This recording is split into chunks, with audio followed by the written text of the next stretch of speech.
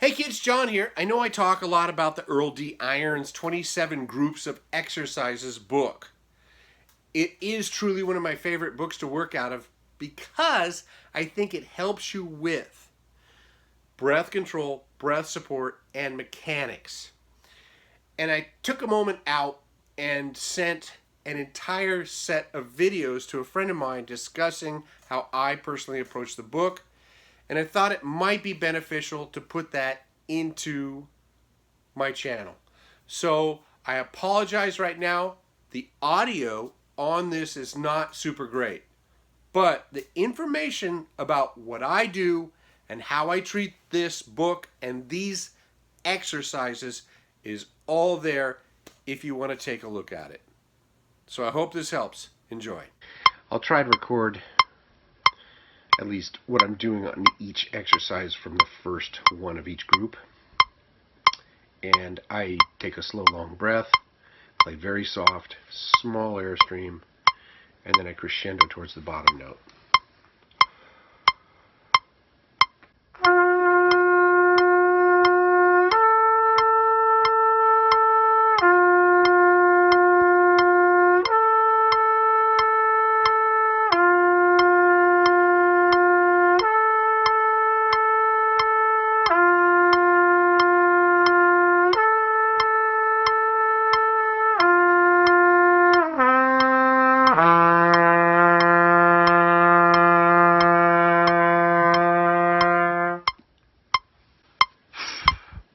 Plenty of air left, so I could actually slow that down.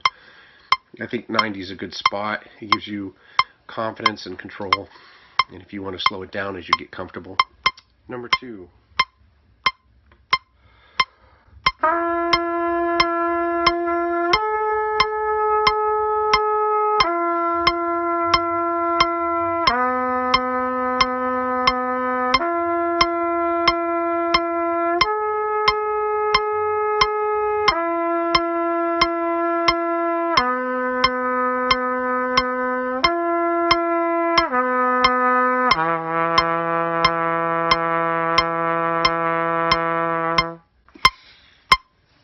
Little bit of air left still, even down to that low F sharp. Again, crescendo towards it. Play one out of each group, rest for 4 beats, go ahead and get into the next one. If you need to rest more, rest more. If you don't, do 4 beats. You'll feel it here anyway. So of all the exercises that he provides 2 of these, if I remember correctly. One in the lower register on page 5 here in group 3, and then one later in the book. We'll get to that. No tempo. It's kind of you've got to figure out where your breath leads you. I don't think you have to exhaust your breath. This isn't necessarily, in my opinion, a Gordon thing. The most important part of this is the crescendo, reaching the peak, and then being able to turn it around. And this is where it's actually very challenging, is turning that faucet back off, but then keeping the support right there.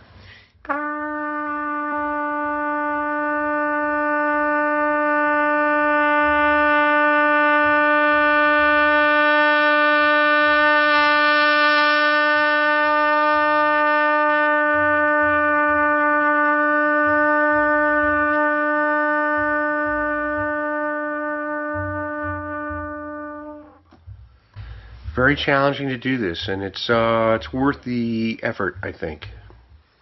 So in that third group, I don't try and measure each one the same.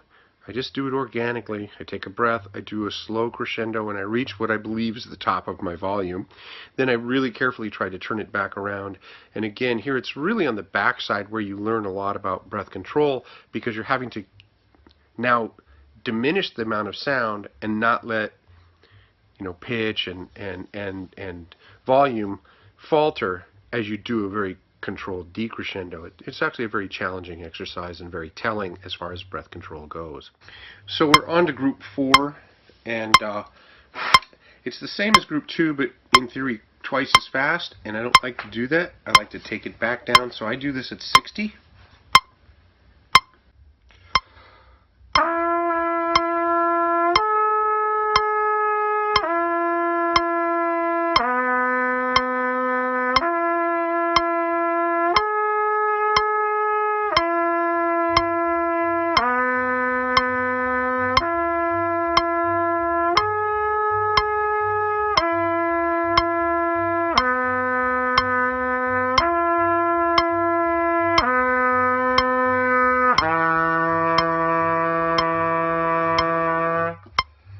did do it 3 times. You're correct. I didn't do it just twice. I like doing this. If I'm going to do these exercises, I want to cook that perfectly. I want to get, as my mom would say, get the good juices out of it. And I think it's taking it slow and playing it slow. So again, I talk about group 5, playing that, as your first 5 studies. I think this is, connected very much to the obviously the first page. And then in group 6, we depart from that. So here's group 5.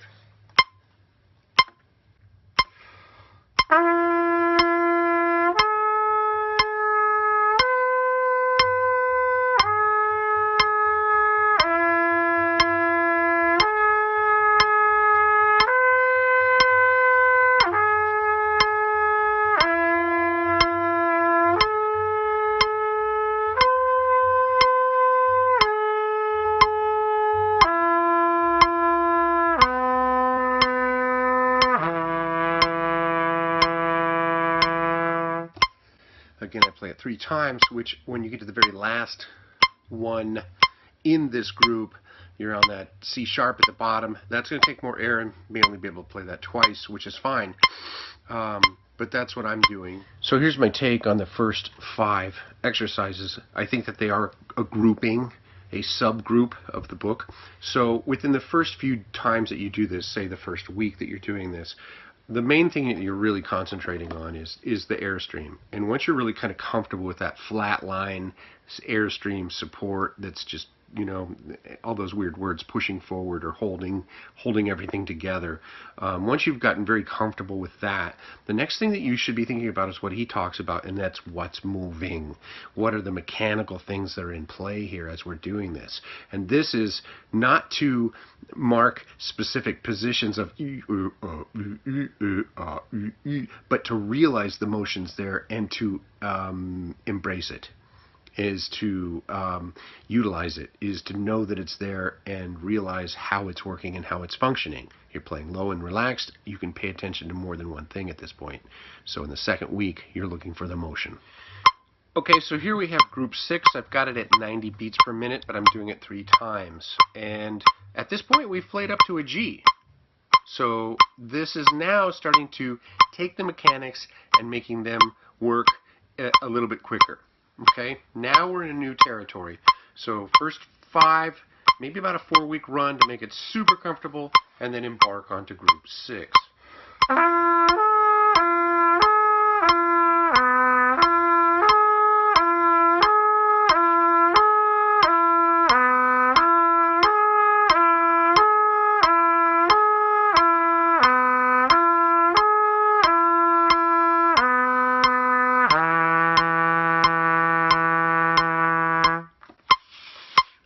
Still some air left. Again, very mechanical now. Ding, ding, ding, ding, ding, dong, dong, ding. Okay, very purposeful, very purposeful. And this is now starting to make those mechanics really like this. They're really locking in. That's where we're going with group 6. That's why the 4-week stint in the slower stuff. That slower stuff ain't no joke. Okay. So at the height of my insanity, I used to take the very last group, group 6 last exercise and turn it into its own exercise.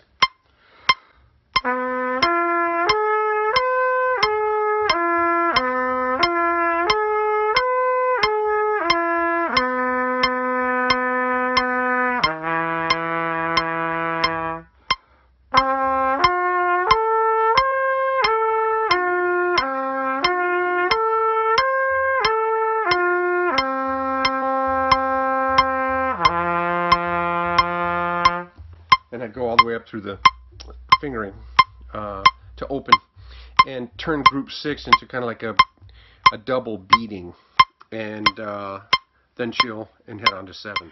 Group 7, 120, 3 times, very precise, very steady airstream. Now make the mechanics to really get the notes to speak, but using this very steady airstream.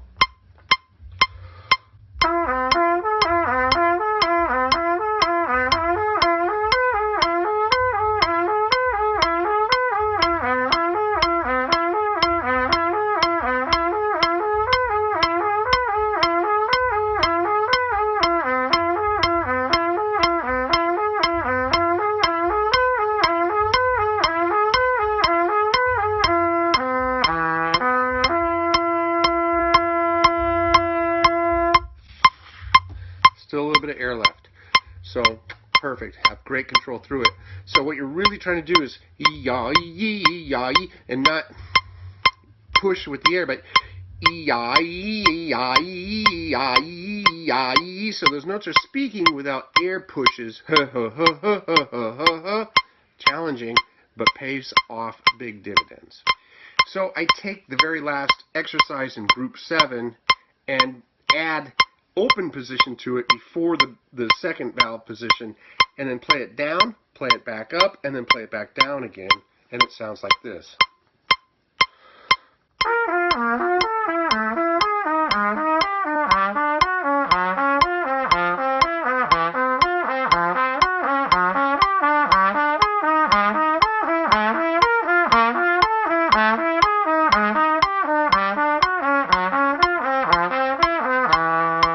So, kind of helps me open up a little bit. A nice little, almost relaxation exercise for the long exercise that Group 7 actually becomes. Group 8, 120, 4 times. Keep that steady air. Don't use it to get the notes. Use your position to get the notes.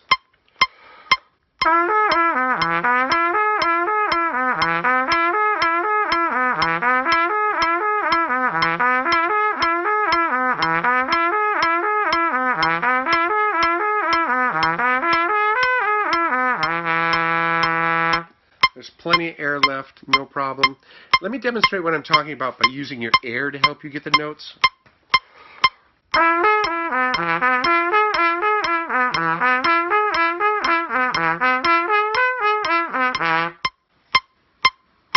No.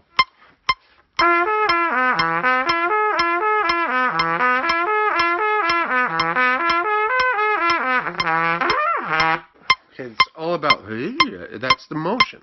Okay, it's all about the motion. Airstream is just a support mechanism. Got to be there, and you may need to increase what you're doing sometimes as you go up, and sometimes even as you go down. So 92, I do it 6 times. Anything more than 2 is a bonus, whatever.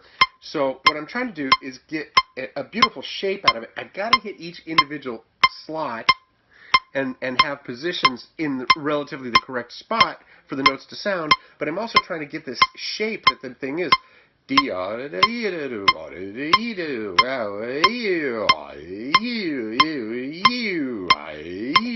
Is the exercise.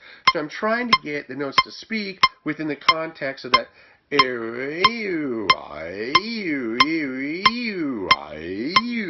So I'm trying to get the shape of it and the notes to speak.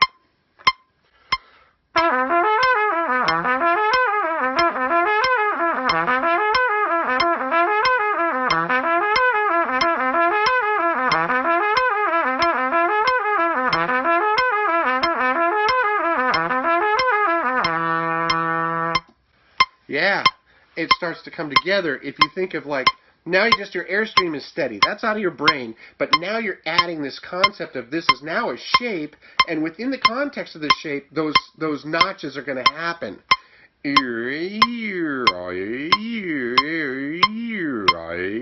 That concept. Pretty wild. It's extremely important to take your time developing your breath control, breath support, and your mechanics. Don't move on to the next exercise until you've perfected the exercises in the very beginning. 1 through 5 is extremely important. Make them right. This is the end of part 1. Please take a look at part 2.